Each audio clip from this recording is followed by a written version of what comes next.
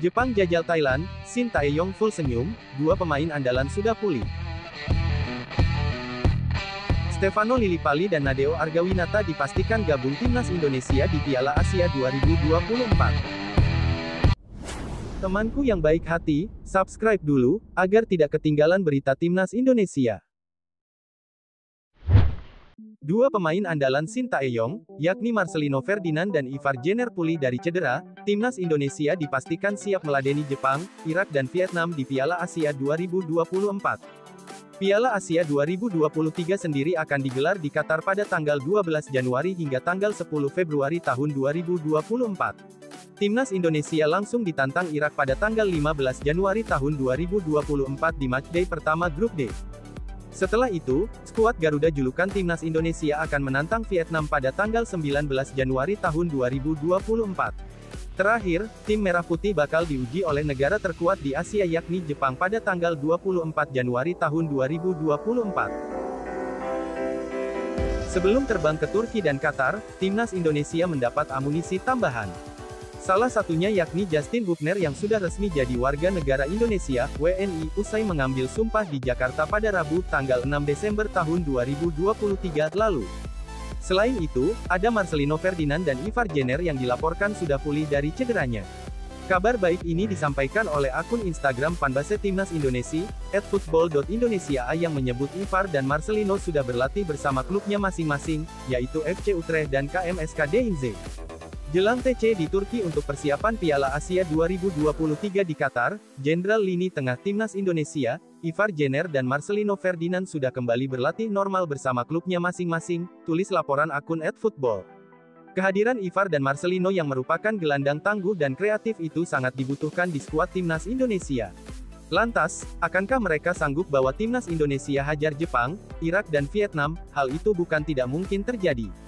Namun, pasukan Shin Tae-yong wajib belajar banyak dari kekalahan telak melawan Irak dengan skor 1-5 pada pertemuan terakhir kedua tim di kualifikasi Piala Dunia 2026 zona Asia.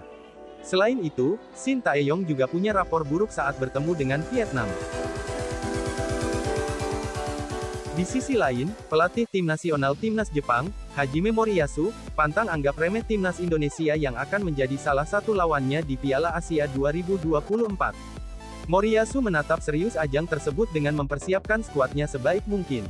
Samurai Biru sangat diunggulkan dalam grup D Piala Asia 2024 kali ini, selain itu juga timnas Jepang menjadi salah satu favorit juara, mengingat kualitas skuad yang dimiliki sangat apik dan mereka pemegang rekor juara 4 kali Piala Asia.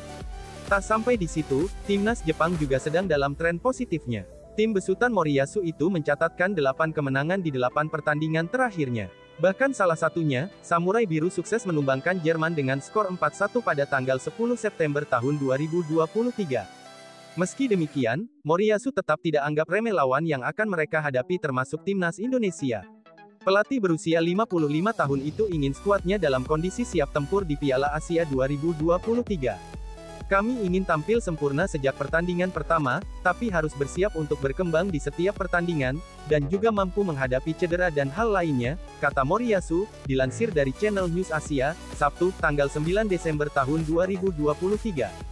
Tentu saja persiapan fisik dan taktis penting tetapi kami ingin memastikan sebelum turnamen dimulai bahwa kami memiliki mentalitas untuk bermain tangguh dan menghadapi apapun yang menimpa kami, sambungnya. Menatap ajang tersebut, timnas Jepang akan menjalani uji coba melawan Thailand pada tanggal 1 Januari tahun 2024. Melihat lawan yang dihadapinya itu, tampaknya Samurai Biru ingin mencari tahu bagaimana kekuatan yang dimiliki tim asal Asia Tenggara. Mengingat, mereka satu grup dengan timnas Indonesia dan Vietnam. Ini adalah kesempatan berharga untuk membangun menuju Piala Asia dan kualifikasi Piala Dunia lebih dari itu, tutur Moriyasu. Moriyasu telah memanggil sebanyak 23 pemain untuk melakoni laga kontra Thailand. Tapi di laga tersebut, Samurai Biru tidak diperkuat bintang-bintang yang merumput di Liga Inggris seperti Wataru Endo dan Kaoru Mitoma. Stefano Lillipali dan Nadeo Argawinata dipastikan masuk daftar 50 pemain timnas Indonesia yang didaftarkan ke Piala Asia 2023 atau 2024. Sebelumnya beredar kabar bahwa Nadeo dan Lillipali tak masuk skuad timnas Indonesia untuk Piala Asia. Entah siapa yang lebih dulu menyebar, tetapi informasi itu masih jadi sorotan di media sosial. Ketua Badan Tim Nasional BTN PSSI Sumarji memastikan nama Nadeo dan Lillipali didaftarkan untuk Piala Asia. Hanya saja belum ada jaminan keduanya masuk skuad final.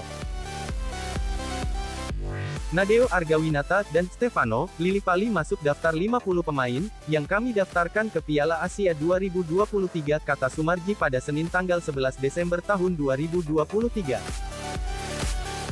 Untuk kejuaraan prestisius Asia edisi ke-18 ini PSSI resmi mendaftarkan 50 pemain. Ini adalah batas maksimal pendaftaran nama-nama pemain atau entry by name ke AFC. Dari jumlah tersebut, kemungkinan hanya 30 hingga 40 pemain yang akan dipanggil ke pemusatan latihan. Rencananya Timnas Indonesia melakukan pemusatan latihan di Turki mulai tanggal 20 Desember. Kita akan bawa, kalau tidak salah itu, kalau nama-nama yang sementara yang diserahkan ke saya untuk dilakukan pemanggilan, itu ada 30 pemain, kata Sumarji pada tanggal 30 November.